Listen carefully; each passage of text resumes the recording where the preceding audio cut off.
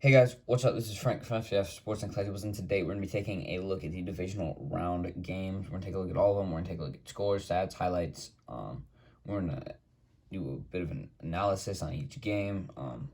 If you didn't watch any of the games or haven't watched anything regarding the NFL, then I want to let you know that this week was very suspenseful, and we all came down to pretty much last second either field goals or went to overtime.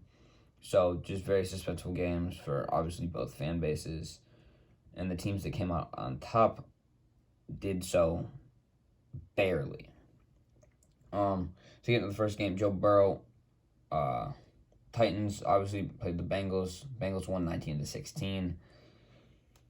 They will play the Chiefs next week. Joe Burrow, he had 350 yards, almost one interception. Tannehill, 220 yards, 1 TD, 3 picks. He needs to stop turning the ball over, especially for next year if he comes back, because that's three interceptions in a playoff game. He is very lucky that it came down to the 3 points. It should have been a much bigger point differential with those 3 interceptions. Joe Mixon had a rushing TD. Derrick Henry, obviously his his first game back, he had a TD, 62 yards. The King is back, but obviously he was not fully healthy.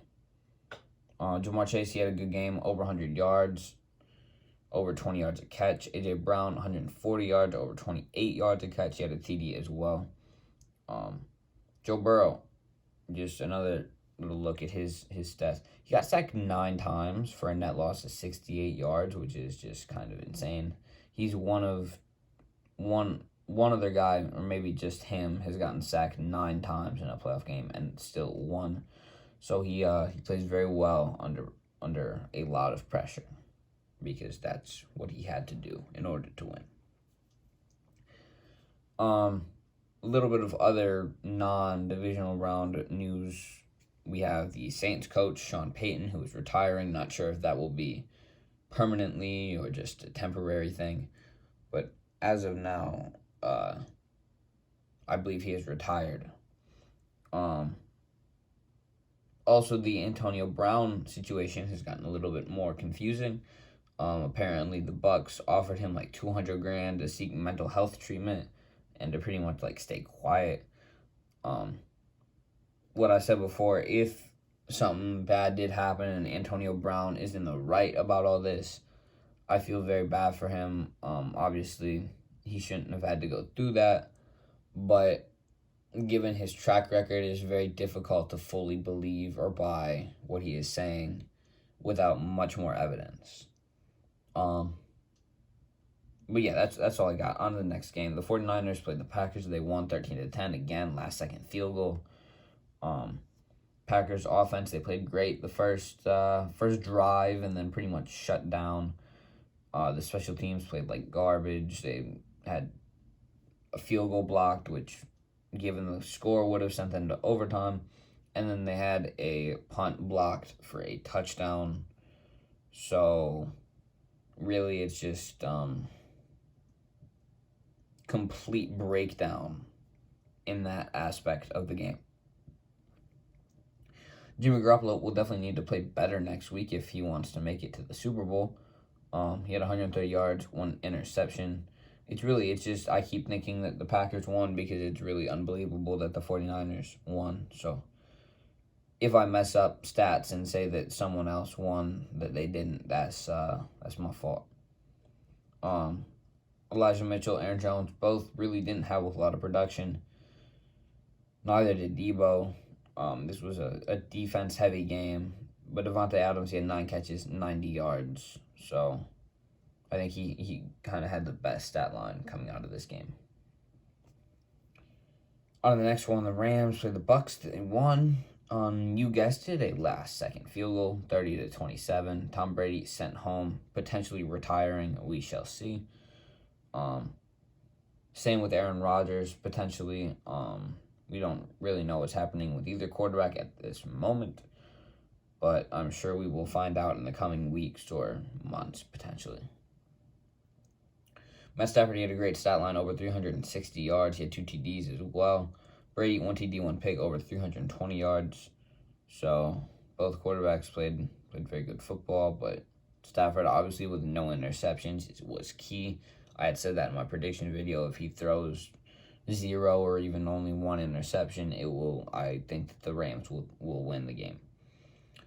Cam Akers struggling with fumbles. He lost 2 of them, something that cannot happen in the conference championship.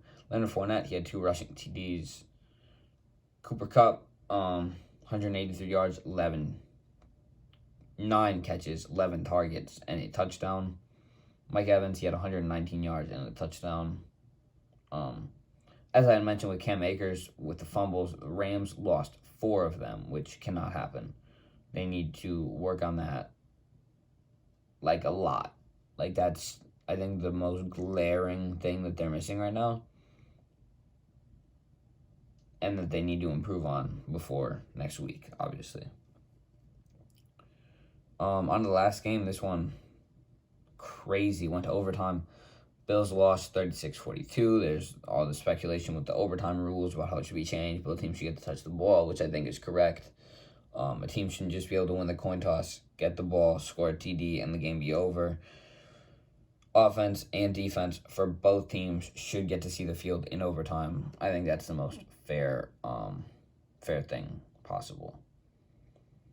If we take a look at the stats, Josh Allen, Patrick Mahomes both played awesome football. Allen had 4 TDs. Mahomes had 3. Mahomes, he kind of broke the celebration with the Chiefs after the game to go kind of congratulate Josh Allen, be a good sport about everything. Obviously, Mahomes won, but he wanted to show respect to his competitor, which I think was much deserved. And Mahomes made the right call doing that. It was a great show of sportsmanship. Tyreek Hill, he had 11 catches, 150 yards, and a touchdown. Good statistical game for him. But Gabriel Davis, he had 8 catches, 200 yards, 4 TDs. Don't think any receiver in playoff history has ever had that good of a stat line. And especially to lose. Had they won the game, that would have been all over the place. But since they lost, it kind of got overshadowed by, the Chiefs winning and them not winning. Obviously, it was a great, very suspenseful game to watch. If I was a Chiefs or Bills fan, I would have really, really not wanted to have to keep watching, because people kept scoring, and it was a crazy, crazy fourth quarter. But that's about all I have for you today.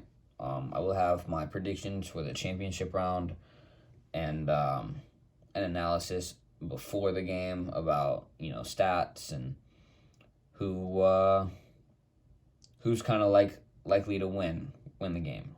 There's only 2, so I'll have to go a little bit more in depth to make a longer video, but I will do my best for you. If you enjoyed it, make sure to let me know in the comments down below. Make sure to like and subscribe, and I will see you in the next one.